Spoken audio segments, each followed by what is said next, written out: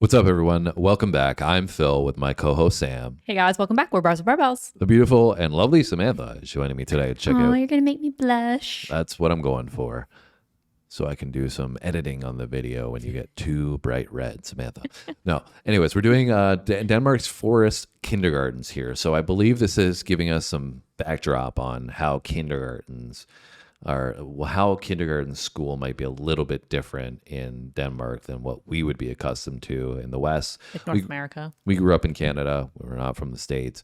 But I would imagine kindergarten is pretty similar between the U.S. and Canada and what the expectations are for school. And I think this is going to give us an inside perspective that it's a little bit different in Denmark. Cool. And we're coming to this one on a recommendation from you guys. We've been checking out lots of different content from a lot of different places, right? Yeah, I was literally telling my mom the other day that she needed to watch our video where we were reacting to these children's schools in France and the food. Yes, like gourmet nutrition meals. programs. Yeah, I was like, you need to watch this because it blew my mind. Yeah, and that was interesting. And we've seen, so many cool places, historical spots in the like UK, landscapes, castles, learning about cities. Germany. So we're immersing ourselves in Europe a little bit more. So learning through about different cultures digitally. Yeah. So, anyways, let's get into Denmark's forest kindergartens.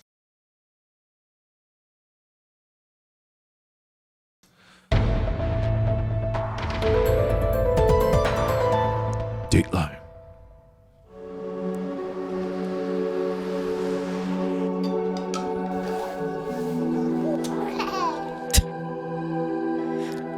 Children need classrooms. Okay. Yes, they also need books. And a safe place to learn. That doesn't look too safe to me. Oh my god, they're gonna freeze out here in the forest. I was very worried about the water. Once in a while, there's a child. I'm Feel like they're in boot camp. What did you think when you came from England and you first saw kids playing like this? It freaked me out. What?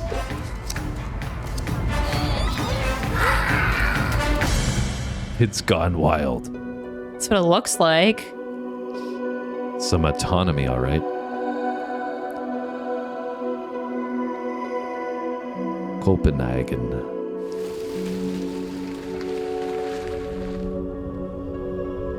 Four-year-old Nicola Towns is joining her kindergarten friends in the forest. 4 years old.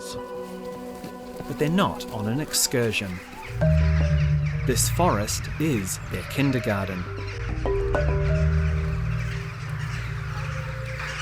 Se, her er små troldøer. Her er også trolde oppe i den her skov. Trolls. Prøv at se. Troldene har taget deres ører af.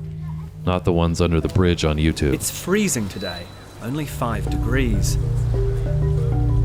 But even when it's raining, snowing or minus 20 degrees, you'll find these children playing and learning outside. Den der kravler der. Det er en tusindben. Så her bor de inde under om vinteren. Så sådan passer insekter på dem selv. De kan bo inde under barken. It might sound extreme, but it's not big unusual spider. in Denmark, where 10% of the preschools, about 500 of them, are forest kindergartens. They're run by pedagogues like Johan Leigård, someone with a university degree in human development. Nej, hvad gør vi så? Hopper I bare ned her, eller hvad? I løber bare.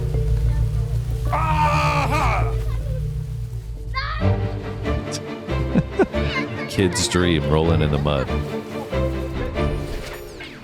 You have a lot of visitors come from overseas to see how you do things here. How do they react? They are thinking, what are we doing? And when do you learn to go to school? And why there is no fence? And wow.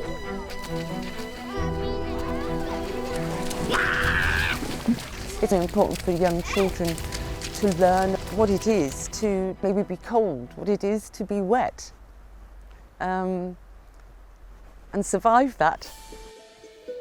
My name's Jane William Sigfridson. I came to Denmark over 20 years ago and was amazed at the outdoor things that young children were doing, and I now live and work here. Jeg skal bare styre. Det her er et skib. Jane's the author of a book on forest education in Denmark. She's brought me to a forest kindergarten near her home outside of Viborg. He's in the tree, and it's only a very thin sapling tree. It's very, very wobbly. It takes an awful lot of balance to sit in that and use both hands at the same time. In an ordinary playground, they wouldn't have the opportunities to develop those physical skills. Jane runs outdoor education workshops for teachers and carers from around the world, including Australia. While we've been talking, the kids have moved on to their next activity. So Samantha, what are your thoughts so far on Denmark's forest kindergartens? That's a lot of birds. That's not what I asked you. Sorry, that just distracted me. Squirrel. She's got a squirrel brain. This is wild to me. I mean, I totally see the value in a lot of the things that they're saying. I think it's going to develop a lot of resilience and, life skills in children at a young age, how to, get over something that's challenging, get over a moment where they're cold or something's hard or whatever, right? I mean, the only thing I will say is that I feel like it would be challenging, especially with a larger group from like a safety perspective. But obviously, if you are teaching these kids these skills from a young age, they might have better understanding of how to be safe and how to make those decisions better for themselves at a younger age. But you can't really control, like they're climbing all over these trees, right? You can't really control if a kid like falls and freaking stabs himself or pokes his eye out or God only knows what, right? So I think there's a lot more risk with it as well. Yeah, I think, but the point is most of those risks are likely overblown because, that's the point in that we coddle kids too much and take them out of this element that we've traditionally grown up in. It's only recently that we haven't been outside and been doing all these things. And, I understand what you're saying. I totally agree that there are more risks. I just think that we've, been sheltered so much. And that's the point of why they're doing this, is to take away some of that shelter. We've been sheltered so much that we look at these things as being super, super risky, right? But in reality, what are the risks, right? It's probably really, really low that something serious happens. And even if they fall down and break their arm or something like that, that's not a great thing to have happen. But at the end of the day, they're going to be fine, right? So I think I totally agree. There are some risks there. That's why people like parents or stuff are going to be super, super hesitant. But I think, on net balance, the benefits will outweigh the risks of them becoming more independent, and that'll probably help them tremendously. I think the big thing for me is they're doing this so early, and their development is probably going to be light years ahead because they feel so much more independent, that they conquered these things when they were so young and they were able to do these things when they were so young. I think that a lot of that translates into your adult life about, the whole cliche helicopter parent thing, right? That can really shelter kids too much and I think hurt them in the long run. This is the counter to that. This is, the opposite, right? Yeah, for sure. I think you're saying, what's the worst thing that's going to happen, right? I think really for me, I'd be more concerned about them falling and hitting their head, or there's a lot of really pointy things with these trees and stuff. So you really don't know, right? But what I was just going to say is that obviously, like you said, more recently we've taken kids even out of being outside very often and playing outside because there's so much technology.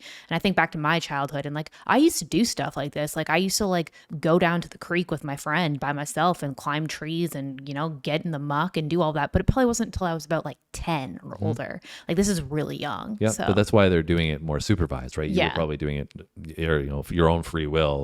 This is what I want to do. Yeah. When my parents aren't looking, this is what I'm going to do, right? This is more of actually, that's why I think it's good, right? In a way, because it's supervised and kind of instructing them. Yeah, go ahead, have some fun. There's an adult here that will take care of you, or keep an eye if something gets too far out of, those bounds, right? Anyways, we'll keep it going. We'll stop it again and I'm sure we're going to get blown away again. From around the world, it's been so much in including here. Australia. While we've been talking, the kids have moved on to their next activity. The birds. Knives. What's the worst thing that can happen? A broken arm? No, it's not dangerous. The children have learned how to use the knives properly. So it's not seen as some kind of weapon. It's a tool for doing something. Yeah, until you get a little deviant bugger. I think many cultures like to wrap their children up in cotton wool. I don't think that's about a lack of love here for children by their parents. They see it in a different way. And in fact, children should have the chance to be free.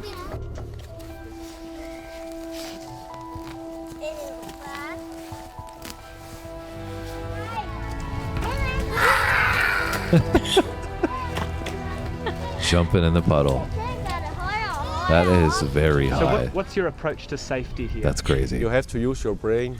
And if you trust that the kids, they can take care of themselves. To a degree. Are you afraid of anything?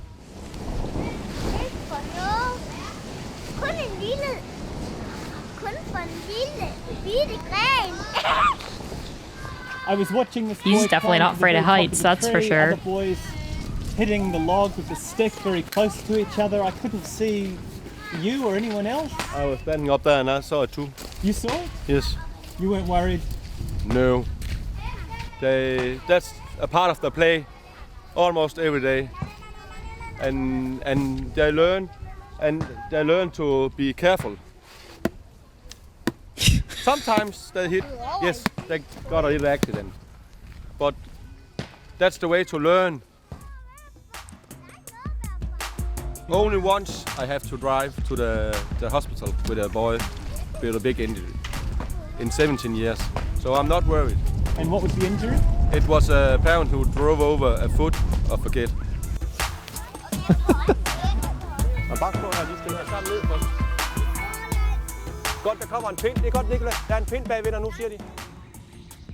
The world's first forest kindergartens were founded in Scandinavia in the early 50s. Today they're also popular in Germany, Austria and Switzerland. I love their little snowsuits. Some locations are more challenging than others. Johann's kindergarten sits less than 100 metres from a fjord, but there aren't any fences because they're not needed.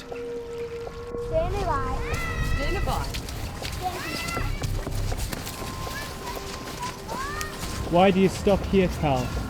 Fordi her må vi ikke gå. Man skal have en pædagog med deroppe fra, inden man går over. So small. I think one of the big things that I see here is the amount of trust that there is in Denmark. That there is no formal inspection of kindergartens.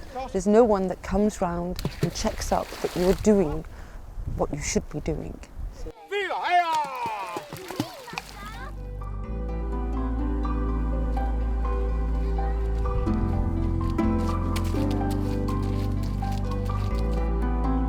But how easy is it for parents like Nicola's mother Nadia to trust the pedagogues and their own kids?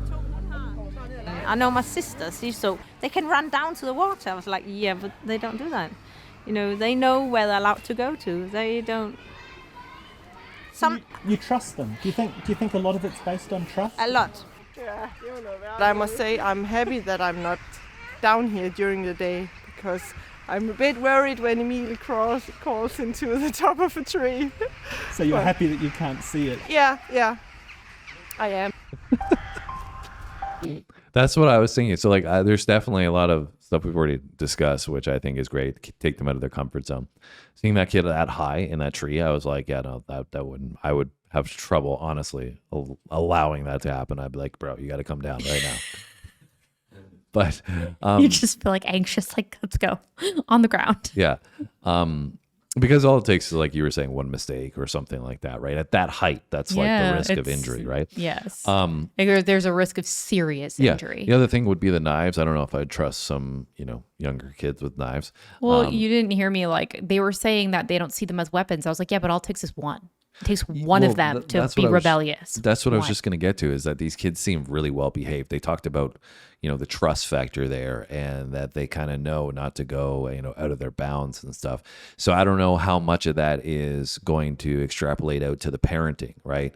Because maybe these parents that are putting these kids in these programs are, really great parents, and that's why they do okay in these Yeah, settings. so these kids aren't like acting out. But I can picture some kids that like haven't been parented that I know, haven't been parented the greatest, and in this setting they'd be like running into the water themselves and like not knowing how to swim and like They're trying to like sword fight with the knives, like But that, I mean, I think hitting kids with the sticks.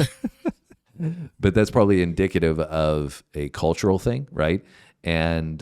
But admittedly, I would have a problem with a few things in this being like, yeah, I can see Just that let it be being a free for all. Yeah, being a free for all. But that's, again, what I've been, what's a custom for me, and this is Denmark that we're talking about. So Yeah.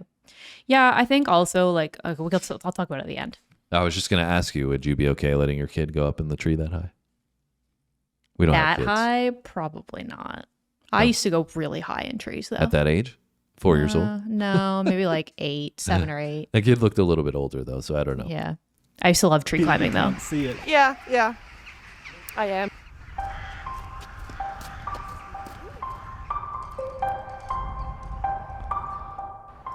At Nadia's house, I meet her husband, Paul. He's English. Danish forest kindergartens came as a big culture shock. In England, kids can be harmed in any way, falling out of a tree or something like that. Then they won't allow it. There are just a handful of forest kindergartens in the UK. The US only opened its first in 2007. Australia 5 years ago. What do you think it is about Denmark that they can get away with that they can't in England? It's hard to explain. I really don't know what it is about the Danes. It's just a very relaxed frame of mind they've got about things. Everything. One of the main reasons Nadia and Paul have sent both Nicola and her 6-year-old sister Jessica to a forest kindergarten is their fear that the virtual world is distracting the girls from the natural one. As soon as they come home, all they want to do is play the iPad. That's what they want to do. Well, that worries us that they'll do that. So we try to encourage them to go outside and play more.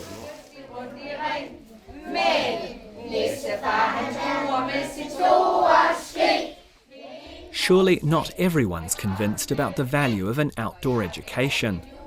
This is Jessica's primary school. I've come here because I thought the teachers might be concerned at how kids from a forest kindergarten struggle to adapt in the classroom. Do you notice any difference between her and the kids who've come from normal kindergartens? Not at all. They are all prepared to go to school. My own son went to forest kindergarten. Oh, really? Yeah. So you never had any worries about how he would go at school with No, our children? not at all. What do you think about the idea that the children should be using their time in kindergarten to start to learn some reading, some writing, some maths, to get ready for school? I think this is work spoiled because they are not ready. You have to learn them to be interested in learning. Over the last 20 years, the number of outdoor kindergartens in Denmark has roughly doubled. And now the forest gospel is spreading. Even schools are looking to take the class outdoors. Now the there's a time lot of their lives, research that's for being sure. done that shows that children are less stressed, that children concentrate more, that children are ill less often, that their motor development is far, far better for being outdoors than indoors. And a lot of teachers is, getting, yes, I can, it works. So I'm happy.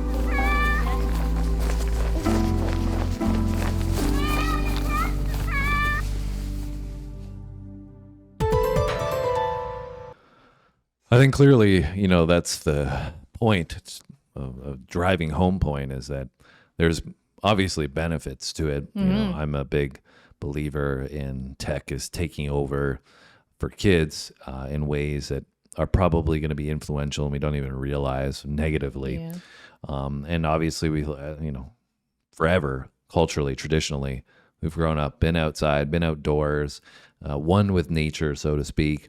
And that's only changed in the past, 2-3 decades, right? And so the kids that are learning and growing and developing their behavioral patterns now are experiencing it much, much differently. And I think that there's 100% a benefit to getting them outside, and you can see it there. Like, they're all having the time of their life. It's the whole cliche, right? What do you do as a kid? You jump in the puddles, right? For You never do sure. that when you get older. But when you're a kid, you're just experiencing, you're learning, you're embracing, you're interested, you're curious. And what better place to do that than, out in the forest somewhere, right? And I think just where do you draw the line of what's too excessive? And clearly the Danes have figured out the best way to go about doing it. But is that applicable to every single country? Maybe not. Maybe you could find some balance or some gray area as to what you would, be able to do and have them have this experience, but not, go too far with it. But I think it was really, really cool to see, a different part of the world that obviously has found something that really works and for a lot of kids. And like I said, at the end of the day, they're enjoying themselves, and that's what matters, right? Yeah, I think that guy had a really good point too. Like when they asked him if he felt like they should be learning like how to read or write or any of that kind of stuff in kindergarten, because traditionally, especially in like westernized kindergarten, those are things that you're starting to understand, like the alphabet and how to spell your name and stuff like that, right?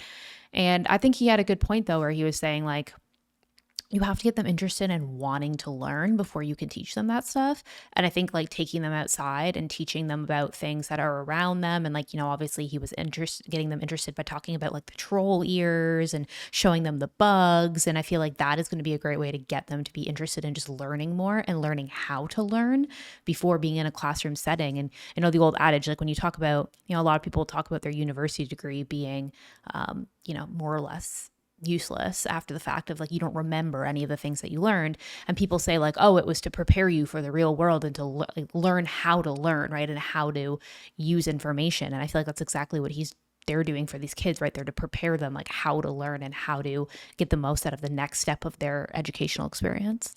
Yeah, I think that you could easily overlook, for example, communication skills, right? The developmental abilities of kids when they need to, they're learning how to communicate and integrate with their friends, and Well, how even to, like problem solving skills and like respect of other people and how to share and all of that kind of stuff. Like that's what you're doing. yeah, you're going to do that in an environment like this. And like I said about the communication, you could see there the kids are learning to communicate with each other, learning to communicate with the teacher. They're asking questions about things. And I think more importantly than anything else, it's been shown that you generally,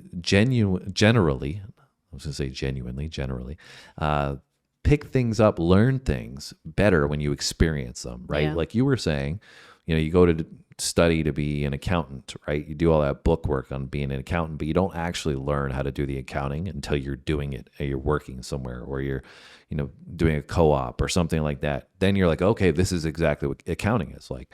The same thing is true for this, right? You don't learn about how to talk or speak or communicate by writing about it in a classroom. You learn about it by actually doing it, experiencing it.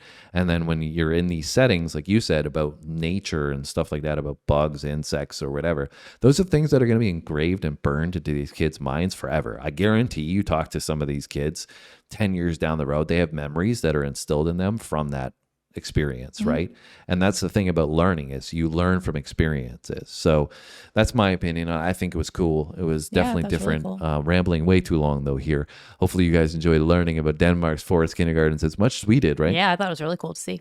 Give us your thoughts and insights down below as to what you think. If you're from Denmark, let us know. Give us some commentary on how prevalent this is, how factual it is. If there's anything missing here that we should know, we appreciate those insights. Other than that, have a great day. We'll see you on our next video. Thanks for watching.